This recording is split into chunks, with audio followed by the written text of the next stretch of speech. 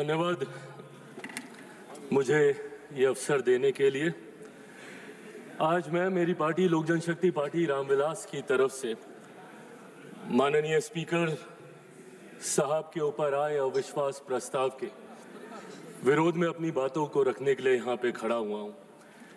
आज जब मैं अपनी बातों को यहाँ पे दर्ज करा रहा हूँ, मुझे अफसोस इस बात का होता है कि आज हमारा विपक्ष इतना मुद्दाहीन हो गया है कि आज उन्हें सदन में लाने के लिए एक अविश्वास प्रस्ताव, वो भी स्पीकर साहब के खिलाफ, इन तमाम मुद्दों में, सरकार की तमाम गतिविधियों में, तमाम कार्रवाइयों में अगर उन्हें सबसे ज्यादा महत्वपूर्ण कुछ लगा तो वो इसको लेकर आए। ये अपने में दर्शाता है कि अब विपक्ष के पास या तो कोई मुद्दा बचा नहीं, और हकीकत इसमें यह भी है कि सरकार की जो भूमिका रही है पिछले 11 सालों में, मेरे प्रधानमंत्री नरेंद्र मोदी जी के नेतृत्व में जिस तरीके से सरकार की उपलब्धियां रही हैं, नीतियां रही हैं, शायद उन्होंने कभी विपक्ष को ये मौका दिया भी नहीं। पर आज जब हम लोग इस अविश्वास प्रस्ताव की बात कर रहे हैं, स्पीकर व्यक्ति विशेष नहीं होता, चेयर होता है, और इस चेयर का सम्मान हम सब करते हैं, हम सबको करना चाहिए। ये चेयर किस आधार पे काम करती है? संविधान के आधार पर। संविधान के आधार पर भारत की संसद, हमारा देश एकमात्र आधार पर चलता है। मेरे प्रधानमंत्री ने अपने शब्दों में इस बात को कहा कि देश चलेगा तो सिर्फ और सिर्फ संविधान के आधार पर चलेगा। मैं संविधान की ये कितना ये सम्मान करते हैं, क्योंकि कई बार कांग्रेस के तमाम नेता अपनी जेब में संविधान की किताब को लेकर घूमते हैं, अलग अलग मंच पे उसको लहराने का काम करते हैं। संविधान का सम्मान आप कितना करते हैं उसकी चर्चा मैं बाद में करूंगा, पर संविधान के रचयिता, उनका इन्होंने कितना सम्मान किया इसका भी जिक्र आज होना जरूरी है, क्योंकि आज उन्हीं के बनाए हुए संविधान के आधार पर इस शेर का हम लोग सम्मान करते हैं। डॉक्टर बाबा साहेब भीमराव अंबेडकर। मैं पूछना चाहता हूं कांग्रेस विपक्ष के नेता और दलों से जो इनका समर्थन करते हैं, बताइए मुझे डॉक्टर बाबा साहेब भीमराव अंबेडकर का क्या सम्मान किया इन्होंने? बल्कि इतिहास गवाह है और हर कोई जानता है कि बाबा साहेब का सबसे ज्यादा अपमान करने का अगर किसी ने काम किया तो वो कांग्रेस की पार्टी है। आप बता दीजिए मुझे एक कार्य आप मुझे बता दीजिए जो आपने बाबा साहेब के सम्मान में किए हों। लगभग 4 दशक से ज्यादा भारत को स्वतंत्र हुए हो गए थे, पर उसके बावजूद बाबा साहेब की एक भी प्रतिमा, मैं फर्स्ट टाइम मेंबर पार्लियामेंट जब 2014 में बन के आया था, मुझे आश्चर्य होता था ये सोचकर कि एक ऐसा सदन जो संविधान के आधार पर चलता है और उसी संविधान के रचयिता की एक तस्वीर तक भारत की संसद में नहीं है। बताइए क्यों नहीं कांग्रेस पार्टी ने उनकी प्रतिमा लगाई? आज संविधान के सम्मान की बात करते हैं, क्यों 4 दशक तक 89 से पहले 89 में जब वीपी सिंह जी की सरकार थी, जिसका समर्थन भारतीय जनता पार्टी कर रही थी, जिस सरकार में मेरे नेता, मेरे पिता आदरणीय रामविलास पासवान जी श्रम एवं कल्याण मंत्री थे, उस सरकार में पहली बार बाबा साहब का तैल चित्र भारत के सेंट्रल हॉल में लगाने का काम किया, जिसको आज हम लोग संविधान सदन बोलते हैं। और तकलीफ इस बात की कि उस वक्त तक एक दल नहीं, एक परिवार के 3-3 सदस्यों की प्रतिमा उस सदन में लगी हुई थी, पर बाबा साहब की प्रतिमा इन लोगों ने लगाना जरूरी नहीं समझा। आज हम लोग जब गर्व से बोलते हैं, फख्र से बोलते हैं, भारत रत्न डॉक्टर बाबा साहब भीमराव अंबेडकर, भारत रत्न की उपाधि इनको उस सरकार में देने का काम किया। उनके जन्म दिवस पर 14 अप्रैल को छुट्टी की घोषणा करने का काम उस वीपी सिंह जी की सरकार में किया गया। और ये लोग बात करेंगे संविधान की। जब आप संविधान के रचयिता का सम्मान नहीं कर सकते तो उस संविधान का क्या सम्मान करेंगे? ये सवाल आपसे पूछना बनता है। और संविधान को पॉकेट में लेके घूमते हैं आप लोग। पॉकेट में लेके घूमने की चीज है हमारा संविधान, अलग अलग मंचों पे लहराने की चीज है हमारा संविधान। एक प्रसंग महोदय आपकी इजाजत से मैं देना चाहूंगा। 2020 में किसी कारणवश मैं अकेले चुनाव लड़ रहा था बिहार विधानसभा का, और उस वक्त मुझे चुनाव प्रचार के दौरान, क्योंकि मैं गठबंधन से अलग था, तो ऐसे ही विपक्षी दल जितने बिहार के हैं, मुझे कहा जाता था कि मैं अपने चुनाव प्रचार में मेरे प्रधानमंत्री की तस्वीर का इस्तेमाल नहीं करूंगा। उस वक्त मैंने कहा था कि मुझे मेरे प्रधानमंत्री की तस्वीर बैनर पोस्टर होर्डिंग पे लगाने की जरूरत नहीं है, प्रधानमंत्री मेरे दिल में बसते हैं, जरूरत पड़ेगी तो दिल चीर के दिखाऊंगा। और ये है संविधान हमारा, इस लोकतंत्र के मंदिर की आत्मा है संविधान, हमारे देश की रीढ़ है संविधान, 140 करोड़ लोगों का स्वाभिमान है संविधान। कैसे संविधान को आप अलग अलग मंच पे लहराते हैं, उसकी किताब को ये लोग जेब में लेके घूमने का काम करते हैं, और संविधान का सम्मान with all due respect Congress बताएगी, जिन्होंने 1975 में देश में इमरजेंसी लगाकर सही मायनों में संविधान की हत्या करने का काम किया। आज ये संविधान का पाठ हमें यहाँ पे सिखाने आए हैं। और अगर आप संविधान की बात अगर आप करते हैं तो संविधान सिर्फ अधिकारों की बात नहीं करता, जिम्मेदारियों की भी बात करता है। राइट्स एंड ड्यूटीज को पैरेलली लेकर चलने का काम संविधान करने का काम करता है। यहाँ पे आपको अपने राइट्स याद रहते हैं, आप अपने हकों की बात करते हैं, बोलने का अधिकार, बोलने का अधिकार, बोलने का अधिकार, बोलने का अधिकार। देश विरोधी ताकतों की आवाज बनना कतई नहीं हो सकता, उसे कभी नहीं स्वीकार किया जा सकता। आप बोलने की आजादी की बात करते हैं, अपनी जिम्मेदारियों का भी तो एहसास कीजिए। कितनी बार आपने इस सदन का मंच का इस्तेमाल किया, कीजिए इस्तेमाल, पर सिर्फ एक जिद पे अगर आप अड़ जाएंगे कि मैं बोलूंगा तो इस नियम के तहत बोलूंगा, मैं बोलूंगा तो ऐसे बोलूंगा, अब बोलूंगा तब बोलूंगा। क्या प्रश्नकाल नहीं है मंच बोलने के लिए? क्या शून्यकाल नहीं है मंच बोलने के लिए? क्या अलग अलग डिबेट्स नहीं है मंच बोलने के लिए? आज राष्ट्रपति जी के अभिभाषण पे आए धन्यवाद प्रस्ताव के ऊपर आप रखते जितनी बातों को रखना है, पर सिर्फ एक जिद कि मैं ऐसी बात बोलूंगा जिसकी कोई प्रामाणिकता नहीं है, और उस जिद के चक्कर में आप भी नहीं बोले, किसी को नहीं बोलने दिया। यहाँ सपा, टीएमसी, जो भी लोग यहाँ पे मौजूद हैं, इन लोगों का भी समय पूरा खाने का काम सिर्फ एक व्यक्ति और उनकी उस जिद ने, और उस जिद की वजह से आपके खुद अपने दल के नेता कितना सफर कर रहे हैं। मैं खुद, मेरे दल में 3 first timer member of parliament हैं। मैं चाहता हूं कि उन्हें ज्यादा से ज्यादा मौका मिले। आपकी पार्टी में कितने फर्स्ट टाइमर्स होंगे, सपा में कितने होंगे, टीएमसी में कितने होंगे? सदन चलेगा तब तो बोलने का मौका मिलेगा। और कितने मौके मिलते हैं भाई, बाकियों को तो फिर भी समय मिल जाता है। जो बड़े चेहरे होते हैं वो मीडिया के माध्यम से अपनी बातें रख लेते हैं, बट कोई पहली बार का सांसद अपने क्षेत्र में दिखाने के लिए कि मैंने तुम्हारे लिए सवाल उठाया, प्रश्नकाल ही होता है। उनके पास यही 0 आवर होता है, या अगर कभी कोई डिबेट होती है तो उनकी पार्टी उनको मौका देती है, यही मौके होते हैं ना। तो इन मौकों का इस्तेमाल करने की बजाय अगर संसद में गतिरोध ही चलता रहेगा, संसद को आप चलने ही नहीं देंगे। और क्यों नहीं चलने देंगे? सिर्फ एक जिद की वजह से। और जिद पे क्या याद आता है? अधिकार, बोलने का अधिकार, बोलने का अधिकार। आपकी ड्यूटीज कहां जाती है? My right to move my hand stops when the nose of the other person starts. आपको रुकना होगा, आपको अपनी जिम्मेदारियों का एहसास करना होगा, और आपकी जिम्मेदारी ज्यादा है। आप विपक्ष हैं, विपक्ष का काम है सरकार को घेरना। घेरिए।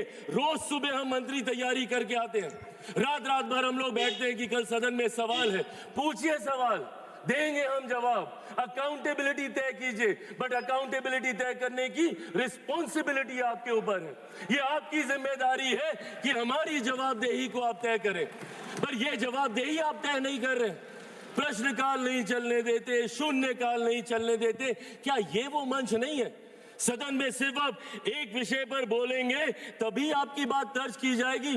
और यही कारण है कि एक के बाद एक देश की जनता इन्हें नकारने का काम कर रही है। मैं बिहारी हूं, बिहार की धरती से आता हूं। जयप्रकाश नारायण जी ने बिहार की धरती पर ही वहां के गांधी मैदान में संपूर्ण क्रांति का आह्वान किया था, और वो संपूर्ण क्रांति का आह्वान कांग्रेस की सत्ता को ही उखाड़ फेंकने के लिए किया था। उन्होंने कहा था, सिंहासन खाली करो कि जनता आती है। और आज वही काम देश की जनता के समर्थन से मेरे प्रधानमंत्री कांग्रेस मुक्त भारत करने का कर रहे हैं। क्यों? क्योंकि आपका आचरण ऐसा है। इस तरीके के आचरण को कतई नहीं स्वीकारा जा सकता। सदन में इस तरीके से आना, टेबल पर चढ़ जाना। मैं खुद सनातनी हूं, मैं मानता हूं अगर ये लोकतंत्र का मंदिर है तो यहाँ पे रखे कागज, टेबल, कुर्सी मां सरस्वती का रूप है। किस तरीके से आप कागज फाड़ते हैं, एसडी साहब के टेबल पे आप खड़े हो जाते हैं, चेयर तक आप जाने का काम करते हैं। इस तरीके का आचरण, और कैसे हम इसको न्यू नॉर्मल मान लें? क्योंकि ये आचरण निरंतरता में होता गया तो परंपरा बन जाएगी और परंपराएं उदाहरण बन जाएंगी। और कल जो हमारी जगह यहाँ पे बैठा होगा वो आज का उदाहरण दे रहा होगा। इसीलिए जरूरी है आज की तारीख में हमें अपने आचरण को सुधारने की। एक के बाद एक, जब मैं विपक्ष की जिम्मेदारियों की बात करता हूं, लोकतंत्र की खूबसूरती है सत्ता पक्ष विपक्ष। जहां सत्ता अपनी बात रखेगी, विपक्ष अपनी बात रखेगा। क्या है इनका ऑल्टरनेट विजन? एक विजन बता दें मुझे। अगर सरकार ये गलत कर रही है तो ये चीजें हैं, आप इसको सही कीजिए। ऑल्टरनेट विजन आप देंगे नहीं, सिर्फ आरोप लगाएंगे और लोगों को भ्रमित करने का काम करेंगे। आज तक इन लोगों ने लोगों को सिर्फ विपक्ष ने डराकर अपनी तरफ करने का काम किया। एक के बाद एक ऐसे मुद्दे उठाते हैं और उसको लेकर भ्रम फैलाने का काम करते हैं। कभी सीए का मुद्दा उठाते हैं, हम लोग सदन में कह के थक गए भैया कि सीए का कानून एक ऐसे नागरिकता देने वाला कानून है जहां पे वहां दूसरे अल्पसंख्यक लोगों को नागरिकता देने का कानून है, जहां पे बहुसंख्यक ही मुसलमान है। अब मुसलमानों के बीच में जाके भ्रम फैलाना, नागरिकता छीन ली जाएगी, नागरिकता छीन ली जाएगी। किसकी नागरिकता छीन ली गई? पूरी लोकसभा का चुनाव ये लड़ते रहे कि अगर वापस से मोदी जी तीसरी बार आ गए तो संविधान की हत्या हो जाएगी, लोकतंत्र समाप्त हो जाएगा, आरक्षण समाप्त कर दिया जाएगा। किसका आरक्षण छीन लिया गया? कहां का लोकतंत्र समाप्त हो गया? कौन से संविधान की हत्या कर दी गई? एक के बाद झूठ बोलना और इस तरीके से लोगों को भ्रमित करना। और अब नया हथियार इनको मिला एसआईआर को लेकर। एसआईआर को लेकर सदन नहीं चलने देंगे, उसको लेकर हंगामा करेंगे। अरे प्रभु, एसआईआर पहली बार थोड़ी हुआ, आपके समय पे भी हुआ था। उस वक्त क्या हो गया एसआईआर को लेकर? और एसआईआर का जवाब तो बिहार की जनता ने दिया ना। एलओपी गए थे वहां पे 10-12 दिन वहां पे करके आए और ऐतिहासिक हार वहां पे दर्ज करा कर आए। अपने साथी दलों की भी ऐतिहासिक हार वहां पे दर्ज करा कर आए। हकीकत ये है कि एसआईआर नहीं, जो ये वोट चोरी बोलते हैं, वोट चोरी नहीं, इनका जनादेश चोरी होता जा रहा है। और इस बात का एहसास ही इनको नहीं हो रहा। क्यों? क्योंकि ये अपनी अंतरात्मा में झांक के नहीं देखते। इनको आरोप लगाना है पर आत्ममंथन नहीं करना। इनको दूसरे से सवाल पूछने हैं बट खुद से कभी सवाल नहीं करने, और यही कारण है। और आज एक व्यक्ति का विरोध करते करते, मेरे प्रधानमंत्री का विरोध करते करते अब देश का विरोध करने लग गए। एआई समिट जहां पे अंतरराष्ट्रीय जगह से लोग आए हैं, इंटरनेशनल मीडिया वहां पे मौजूद है। और क्या कर रहे हैं आप? और एक ऐसा समिट जहां पे दूसरे देशों के राष्ट्रीय अध्यक्ष आकर हमारी प्रणाली की तारीफ कर रहे हैं, जिसका विरोध इन्होंने उस वक्त भी किया था। यूपीआई के वक्त इन्होंने कहा था कैसे होगा, एक औरत जो ठेले पे है वो कैसे उसकी पेमेंट करेगी, पॉश मशीन कहां से लगेगी। और आज उसी की तारीफ फ्रांस के राष्ट्रीय अध्यक्ष करके जा रहे हैं। और उस समिट में इन्होंने देश को अपमानित करने का काम किया। डेड इकोनॉमी बुलाते हैं हमारे देश को ये, जबकि दूसरे लोग और अर्थशास्त्री इस बात को मानते हैं कि India is one of the fastest growing economy. Global challenges होने के बावजूद हमारी अर्थव्यवस्था मजबूत होती जा रही है। क्या ये सामान्य बात है कि दहाई के आंकड़े से धीरे धीरे हम लोग करते करते चौथे नंबर पर आ गए? आने वाले दिनों में वो दिन भी दूर नहीं जब हमारा देश दुनिया की तीसरी सबसे बड़ी अर्थव्यवस्था होगा। और ऐसे में आप हमारे देश की इकोनॉमी को और हमारे देश की इकोनॉमी को हमारे ही लोग डेड इकोनॉमी बताने का काम कर रहे हैं। इसीलिए आज इस मंच के माध्यम से बस मैं ये आग्रह करूंगा, एक बार मदद करते हैं, कहां पे दे तो दो। इसीलिए आज इस मंच के माध्यम से मैं आग्रह करूंगा और विपक्ष से भी करूंगा, and I think it's our collective responsibility. जहां चुनाव लड़ना था हम लोग लड़ आए, जितने आरोप प्रत्यारोप करने थे हम कर आए, और हमें कई मौके मिलेंगे। अभी फिर असम में मौका मिलेगा, बंगाल में मिलेगा, हर राज्य में मिलेगा। जब तक वन नेशन वन इलेक्शन नहीं आता, हमें हर दूसरे तीसरे महीने हमें मौका मिलता रहेगा आरोप प्रत्यारोप करने का। पर सदन को तो इससे बख्शे। Let it be a collective responsibility of all of us to come together। और यहाँ पे बात हो, और बात होनी जरूरी है। सहमति असहमति की बात नहीं है, बात होनी जरूरी है। आप अपना पक्ष रखें, हम अपना पक्ष रखेंगे, लोगों को उसके बाद फैसला करने दीजिए। आप राष्ट्रपति जी के अभिभाषण पे आपके पास पूरा समय था, आप राष्ट्रपति जी के सम्मान की बात करते हैं। क्या आप बताइए, उनके अभिभाषण पे आए धन्यवाद प्रस्ताव का इस तरीके से निरादर करना, क्या ये उनका अपमान नहीं था? जिस तरीके से विपक्षी दल बंगाल वो गई थी, जिस तरीके से वहां की सरकार, अरे राष्ट्रपति हैं वो, चुनावी राजनीति से, दलगत राजनीति से उठकर है वो, और जिस तरीके से उनका अपमान वहां पे किया जाता है, क्योंकि इनको तकलीफ इस बात की है कि देश के सबसे वंचित वर्ग से आने वाली एक महिला देश के सर्वोच्च पद पर जाके बैठी है, ये बात इन्हें चुभती है। और इसीलिए राष्ट्रपति जी के अभिभाषण पर ये अपनी बातों को नहीं रखने देना चाहते। अंत में महोदय, मैं बस ये कहना चाहूंगा, आज जिनके खिलाफ ये अविश्वास प्रस्ताव लेकर आए हैं, आदरणीय ओम बिरला जी, हम सब जानते हैं और दिल पे हाथ रखकर इनमें से किसी से भी पूछिएगा, हर व्यक्ति कहेगा कि ऐसे स्पीकर जिन्होंने दलगत राजनीति से उठकर हर किसी का सम्मान करने का काम किया। एक मिनट माननीय सदस्य, एक मिनट। माननीय सदस्यगण, सदन की सहमति हो तो सभा की कार्यवाही 7 बजे तक के लिए बढ़ा दी जाए। माननीय सदस्य बोलिए। आदरणीय ओम बिरला जी, हम सब जानते हैं कि उनका व्यक्तित्व कैसा है, कितनी समावेशी सोच वाले हैं। उन्होंने हमेशा प्रयास किया कि ज्यादा से ज्यादा लोगों को अकोमोडेट किया जाए, ज्यादा से ज्यादा फर्स्ट टाइमर्स को मौके दिए जाएं। दुनिया भर के प्रोग्राम्स उन्होंने चलाए, इंटरेक्टिव सेशंस उन्होंने चलाए, और वो आज से इस चेयर पे थोड़ी बैठे हैं, उनका अपना अनुभव है। पिछली लोकसभा में भी वो इस चेयर पे बैठकर इस सदन का संचालन करते रहे और खूबसूरती से करते रहे। और किसी से भी पूछेगा, हर कोई मानेगा कि कतई उनके आचरण में, उनके व्यवहार में या उनकी समावेशी सोच में अगर किसी को किसी बात की तकलीफ हो, पर इन लोगों को दिक्कत इसी बात की होती है कि भाई अगर कुर्सी पे बैठा कोई व्यक्ति ऐसे फैसले ले रहा है जो देश हित में है, जो राष्ट्र निर्माण में है, हमारी सरकार ऐसे प्रस्ताव लेकर आ रही है, तो कैसे ये उसका समर्थन कर सकते हैं? आज पूछिए इनको किस बात की तकलीफ है मेरी सरकार से। इस बात की तकलीफ कि आज राष्ट्रीय स्तर पर ही नहीं, अंतर्राष्ट्रीय स्तर पर मेरे प्रधानमंत्री के नेतृत्व में हम लोग हर सेक्टर में आगे बढ़ने का हम लोग काम कर रहे हैं। किस बात की तकलीफ है? मैंने बाबा साहेब का जिक्र किया। जब मैं इनसे सवाल पूछता हूं कि आपने क्या किया, हमारी सरकार ने प्रधानमंत्री जी के नेतृत्व में बाबा साहेब से जुड़े हुए जितने 5 स्थल थे, भले मऊ में उनकी जन्मभूमि हो या दिल्ली में जहां पे उनका निवास था, या चैत्य भूमि हो या दीक्षा भूमि हो, या लंदन में जहां पे उन्होंने उच्च शिक्षा हासिल की, उन तमाम जगहों को तीर्थ स्थल के तौर पर हम लोगों ने विकसित करने का काम किया। अलग अलग योजनाओं के माध्यम से गरीबों को मुख्य धारा के साथ जोड़ने का काम किया। पिछले 11 साल में 25 करोड़ लोगों को हम लोगों ने गरीबी रेखा से बाहर निकालने का काम किया। देश की एक बड़ी आबादी को घर घर राशन पहुंचाने का काम किया ताकि उनके हाथ में ज्यादा पैसे बच सके। उनकी प्रति व्यक्ति आय को बढ़ाने का हमने काम किया।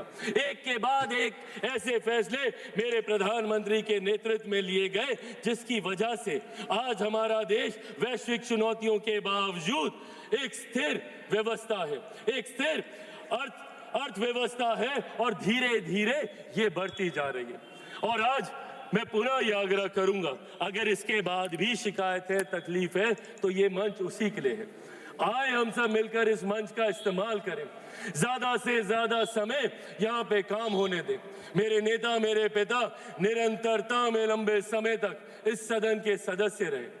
उनसे मैंने आचरण सीखे, उनसे मैंने परंपराएं सीखी, उनसे मैंने यहाँ की कार्यशैली सीखी।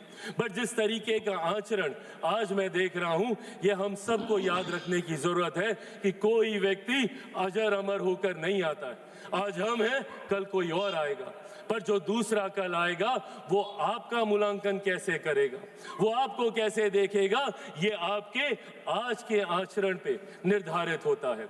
इसीलिए आने वाले दिनों के लिए, मेरे बच्चों के लिए, आने वाली नई पीढ़ियों के लिए हम लोग खूबसूरत परंपराएं यहाँ से स्थापित करके जाएं। उसके लिए हम सबको यहाँ पर मिलकर कार्य करने की जरूरत है। एक बार फिर से आपने मुझे मौका दिया और मैं आदरणीय ओम बिरला जी का हृदय हृदय से बहुत सम्मान करता हूं और मैं मानता हूं कि वो जल्द वापस इस कुर्सी को आके अपना उसको सुशोभित करने का काम करेंगे। मैं अपनी पार्टी की तरफ से आए इस अविश्वास प्रस्ताव का विरोध करते हुए अपनी बातों को समाप्त करता हूं। धन्यवाद।